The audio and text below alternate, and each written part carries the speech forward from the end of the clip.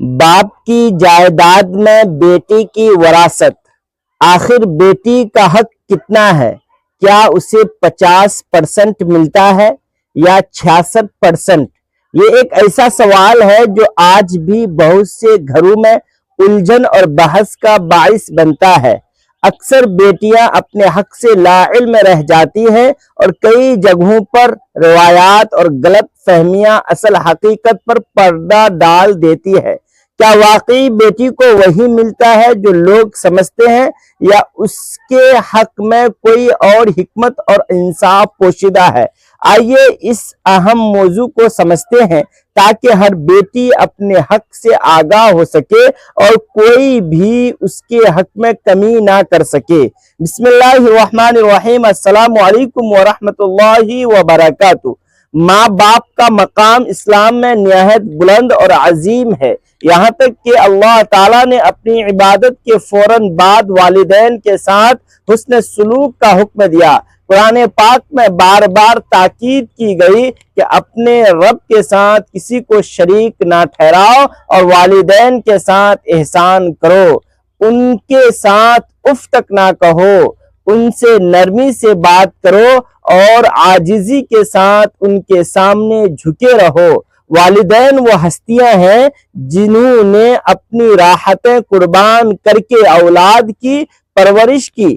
ماں نے تکلیفیں برداشت کر کے جنم دیا اور باپ نے محنت کر کے زندگی سنوار دی، اس لیے ان کا حق بہت بڑا ہے۔ نبی کریم صلی اللہ تعالی علیہ وسلم نے بھی فرمایا کہ جنت ماں کے قدموں تلے ہے اور باپ جنت کے دروازوں میں سے ایک دروازہ ہے، یعنی جو شخص والدین کی خدمت اور فرما برداری کرتا ہے وہ در حقیقت اپنی آخرت سنوارتا ہے۔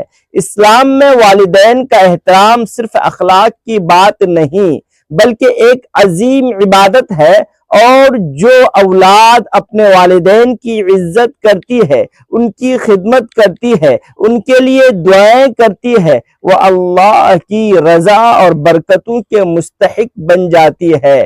وراثت ایک ایسا لفظ ہے جو بظاہر صرف مال و دولت کی تقسیم کو ظاہر کرتا ہے، لیکن حقیقت میں یہ ایک مکمل نظام انصاف ہے جو اللہ تبارک و تعالی نے خود مقرر فرمایا ہے۔ وراثت سے مراد وہ مال، جائیداد، زمین، سونا، چاندی، کاروبار یا کوئی بھی اثاثہ ہے جو کسی انسان کے انتقال کے بعد اس کے ورثاء میں تقسیم کیا جاتا ہے۔ اسلام نے وراثت کو صرف ایک معاشی معاملہ نہیں رکھا بلکہ اسے ایک عبادت، ایک ذمہ داری اور ایک امتحان بنا دیا ہے۔ یہ وہ مقام ہے جہاں انسان کی نیت، اس کا انصاف اور اس کا اللہ سے تعلق سب کچھ ظاہر ہو جاتا ہے۔ اسلام میں وراثت کی اہمیت اس بات سے واضح ہوتی ہے کہ قرآن پاک میں اس کے احکام بڑی تفصیل کے ساتھ بیان کیے گئے ہیں، یہاں تک کہ سورہ نساء میں اللہ تبارک و تعالیٰ نے خود حصے مقرر فرمائے اور فرمایا یہ اللہ کی مقرر کی ہوئی حدیں ہیں، یعنی یہ کوئی انسانی قانون نہیں جس میں تبدیلی کی جا سکے بلکہ یہ اللہ کا بنا ہوا مکمل اور عادلانہ نظام ہے۔ وراثت کی تقسیم میں تاخیر کرنا، اس میں رد و بدل کرنا یا کسی کا حق دبانا صرف دنیاوی ظلم نہیں بلکہ آخرت کی سخت پکڑ کا سبب بھی بن سکتا ہے۔ اس لیے اسلام نے اس معاملے کو انتہائی سنجیدگی کے ساتھ لینے کا حکم دیا ہے۔ آگے بڑھنے سے پہلے آپ سب سے ایک دل سے گزارش ہے کہ اگر آپ کو اس طرح کی معلوماتی اور فائدہ مند باتیں پسند آتی ہے تو برائے کرم میرے چینل کو سبسکرائب کر لیں اور بیل آئیکن ضرور دبا دیں تاکہ آنے والی ہر نئی ویڈیوز سب سے پہلے آپ تک پہنچ سکے۔ ہمارا مقصد یہی ہے کہ قرآن اور سنت کی روشنی میں ایسی باتیں آپ تک پہنچائی جائے جو آپ کی زندگی میں آسانیاں پیدا کریں، آپ کی پریشانیوں کو کم کریں، آپ کو وہ علم دیں جو شاید پہلے آپ کے پاس نہ ہو۔ انشاءاللہ ہم کوشش کرتے رہیں گے کہ ہر ویڈیو آپ کے لیے رہنمائی کا ذریعہ بنے اور آپ کو ایک بہتر باعمل اور دین کے مطابق زندگی گزارنے میں مدد دے۔ اس لیے آپ کی سپورٹ ہمارے لیے بہت قیمتی ہے۔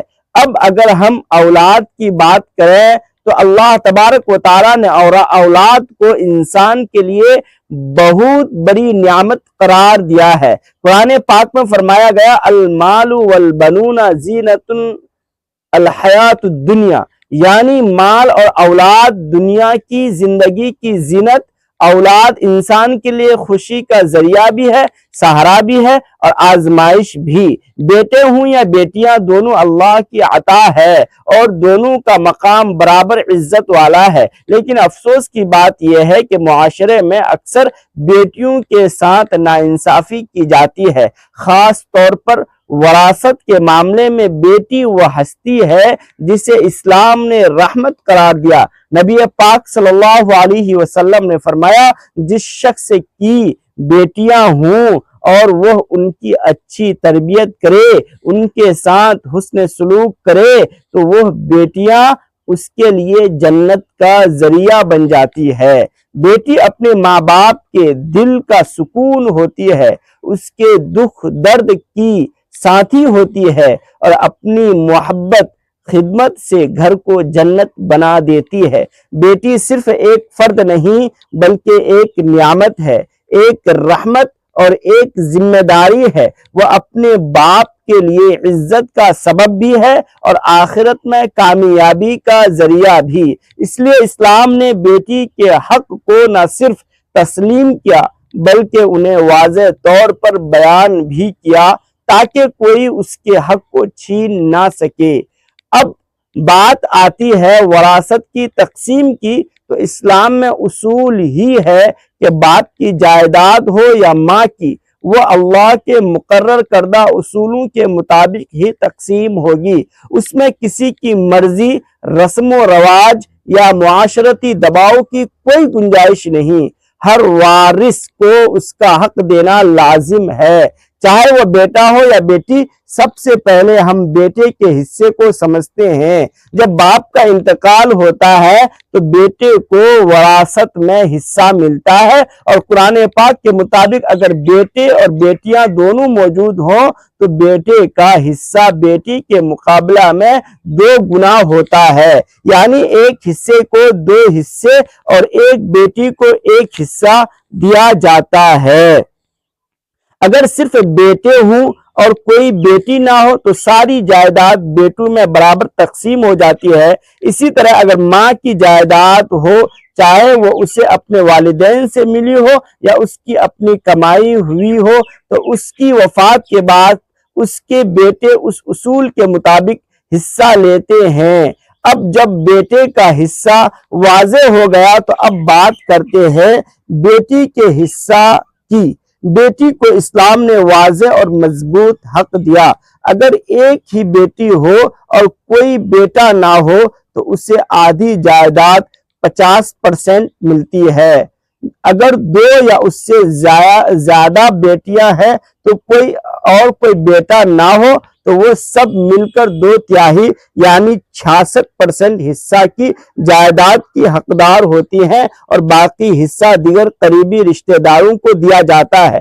لیکن اگر بیٹے بھی موجود ہوں تو پھر اصول یہی ہوگا کہ بیٹے کو 2 حصے اور بیٹی کو 1 حصہ ملے، یعنی یہ کہنا کہ بیٹی کو ہمیشہ 50% یا 66% حصہ ملتا ہے مکمل سچ نہیں ہے، بلکہ حالات کے مطابق اس کا حصہ مختلف ہو سکتا ہے۔ اسی طرح اگر ماں کی جائیداد ہو تو بیٹی کو بھی اس اصول کے مطابق حصہ ملے گا جسے باپ کی جائیداد میں ملتا ہے، یعنی اگر بیٹے اور بیٹیاں دونوں ہوں تو بیٹے کو 2 گنا اور بیٹی کو 1 گنا دیا جائے گا، اور اگر صرف بیٹیاں ہوں تو ان کے لیے وہی اصول ہوگا جو قرآن میں بیان کیا گیا ہے۔ یہ نظام بظاہر کچھ لوگوں کو مختلف لگ سکتا ہے، لیکن حقیقت میں یہ مکمل انصاف پر مبنی ہے، کیونکہ اسلام نے مرد پر مالی ذمہ داریاں رکھی ہیں جبکہ عورت کو اس کی کمائی اور وراثت دونوں پر مکمل اختیار ہے۔ اب افسوس کی بات یہ ہے کہ ہمارے معاشرے میں بہت سے لوگ بیٹیوں اور بہنوں کو ان کا حق نہیں دیتے، کبھی دباؤ ڈال کر، کبھی جھوٹے بہانوں سے، اور کبھی رسم و رواج کے نام پر ان کا حصہ ہڑپ کر لیتے ہیں۔ ایسے لوگ یاد رکھیں وہ صرف ایک بیٹی کا حق نہیں چھین رہے بلکہ اللہ کے حکم کی نافرمانی کر رہے ہیں۔ قرآن میں واضح طور پر آیا ہے کہ جو لوگ یتیموں اور کمزوروں کا مال ناحق کھاتے ہیں وہ اپنے پیٹ میں آگ بھرتے ہیں۔ نبی کریم صلی اللہ تعالی علیہ وسلم نے بھی فرمایا، جو شخص کسی کا حق مارے گا قیامت کے دن اس سے حساب لیا جائے گا۔ جو لوگ اپنی بہنوں یا بیٹیوں کو وراثت سے محروم رکھتے ہیں وہ دنیا میں چاہے جتنے بھی کامیاب نظر آئیں لیکن اللہ کی نظر میں وہ سخت ناپسندیدہ عمل کر رہے ہوتے ہیں۔ آخرت میں ایسے لوگوں کے لیے سخت عذاب ہے۔ قیامت کے دن جب سب حساب ہوگا تو ہر حقدار اپنا حق مانگے گا اور جس نے کسی کا حق دبایا ہوگا اس کو اس کا بدلہ دینا پڑے گا۔ اگر اس کے پاس نیکیاں ہوں گی تو وہ دی جائیں گی، اور اگر نیکیاں ختم ہو جائیں گی تو دوسروں کے گناہ اس پر ڈال دیے جائیں گے۔ سوچیں وہ کتنا سخت دن ہوگا جب ایک بیٹی اپنے باپ کے سامنے کھڑی ہو کر کہے گی مجھے میرا حق نہیں دیا گیا۔ وہ بھائی جس نے اپنی بہن کا حصہ کھایا ہوگا وہ کس جواب کے ساتھ کھڑا ہوگا؟ اس لیے ضروری ہے کہ ہم دنیا میں بھی انصاف کریں، ہر حقدار کو اس کا حق دیں اور اللہ کے بنائے ہوئے نظام کو اپنائیں۔ بیٹی کو اس کا حصہ دینا صرف ایک قانونی ذمہ داری نہیں بلکہ اس کی دینی فریضہ ہے اور ایک عبادت ہے، اللہ کی رضا حاصل کرنے کا ذریعہ ہے۔ اللہ تعالی ہمیں سمجھ عطا فرمائے، ہمیں انصاف کرنے والا بنائے اور ہمیں ان لوگوں میں شامل کرے جو دوسروں کے حق ادا کرتے ہیں۔ آمین۔ اللہ تبارک و تعالی ہمیں قرآن و سنت اور سنت نبوی کے مطابق زندگی بسر کرنے والا بنائے، ہمارے دلوں کو نیکی کی طرف مائل کرے، ہماری ہر برائی شیطان کے شر سے محفوظ رکھے۔ یا اللہ ہمیں سچائی، انصاف اور حق کے راستے پر قائم رکھ، ہمارے اعمال کو خالص اپنی رضا کے لیے قبول فرما۔ اپنے اے رب کریم تمام مسلمانوں کے دلوں میں ایک دوسرے کے لیے محبت، اخوت اور ہمدردی پیدا فرما، بھائیوں اور بہنوں کے رشتوں میں اتفاق قائم فرما، ان کے درمیان غلط فہمی اور دوری کو ختم فرما۔ یا اللہ ہمارے تمام بھائیوں کو سلامت رکھ، ان کی پریشانیوں، دکھوں اور مشکلات کو آسانیوں میں بدل دے، ان کے رزق میں برکت عطا فرما، اور جن بھائیوں کی بہنیں زندہ ہیں یا اللہ ان بہنوں کو سلامت رکھ، ان کی زندگیوں کو خوشیوں سے بھر دے، انہیں عزت، صحت اور سکون عطا فرما۔ اے اللہ بچوں کو اپنے والدین کا فرما بردار بنا، انہیں اپنے ماں باپ کی خدمت کرنے والا اور ان کے لیے باعث فخر بننے والا بنا دے، اور ہمیں سب کو ایک دوسرے کے حق ادا کرنے والا اور محبت کے ساتھ جینے والا بنا دے۔ آمین یا رب العالمین۔ السلام علیکم ورحمۃ اللہ۔